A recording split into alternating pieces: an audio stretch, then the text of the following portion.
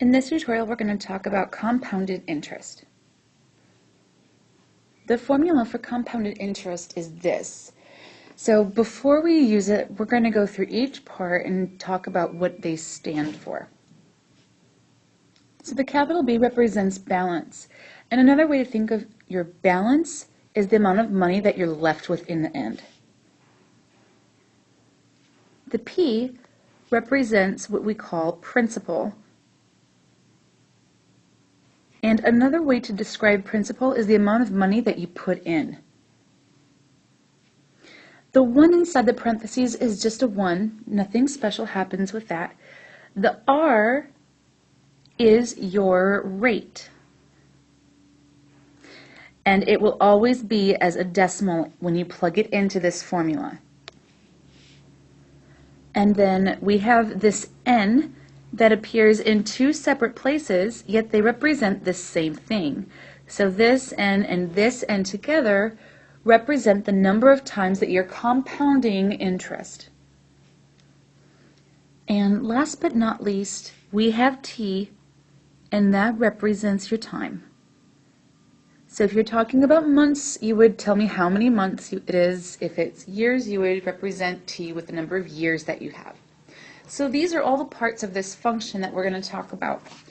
And compounded interest in itself is usually a way for you to put money into a bank or some kind of stock or loan or something where you can get money earned back.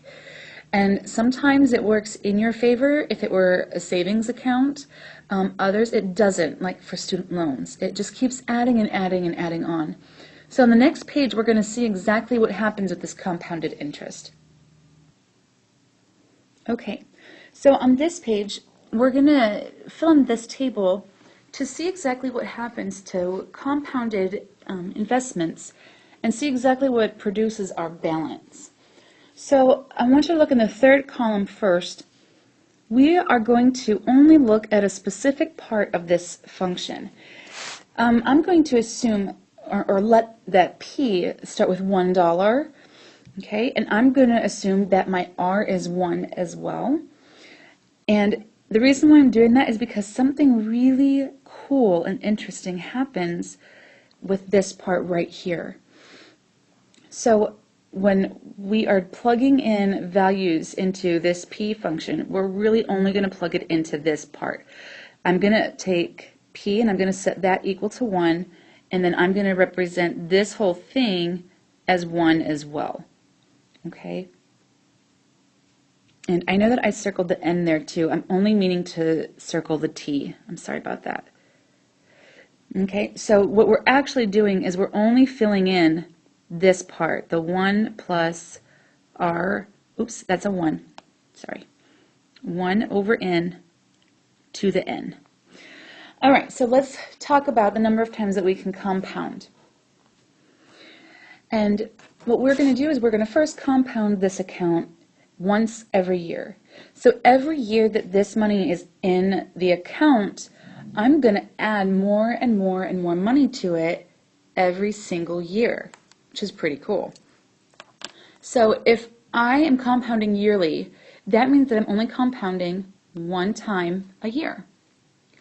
So when I plug in 1 in for N in the equation part, I'm going to have 1 plus 1 over 1 to the first power. And that's going to give me a balance of 2.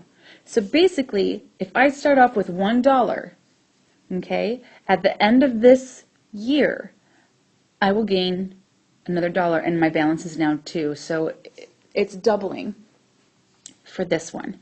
The next one that we're going to take a look at is semi-annually. And semi means half, annually means year, so how many times a year does that mean? And that would be 2. So if I do 2, then over here I'm going to have 1 plus 1 over 2 to the first power. And that's going to yield 1.5. So it's 1.5 every half a year. The next one that we're going to look at is monthly. And I made a mistake again. This 1.5 should be 2.25.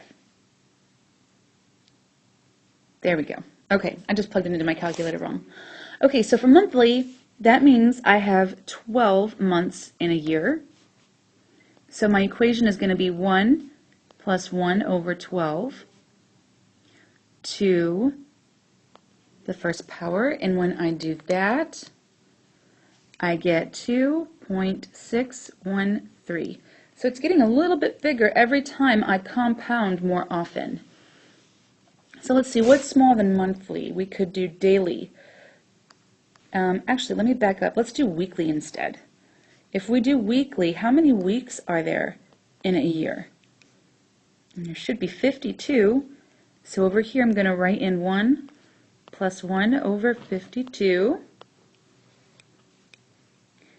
to the first power. And that's going to yield 2.693. So it's getting a little bit bigger. Now let's do daily. And that would be 365. So 1 plus 1 over 365. And that's going to give me 2.715. So, oh my goodness, we can keep going. What about hourly? How many hours are there in a year? Which means that that's 8,760 times a year. So 1 plus 1 over 8,760. And that's going to give me 2.718. So these numbers get a little bit bigger in my balance, but they start tapering off. It looks like I'm getting closer and closer and closer to this value right here. And this is the special part that I was telling you about. This number here represents an incredibly important number in mathematics. The one that you know the most right now is pi. This is E, and E represents being compounded continuously. So the bigger you make this number right here, the closer and closer and closer you're going to get to that 2.718. So when we do continuously, the number of times a year, it is infinite.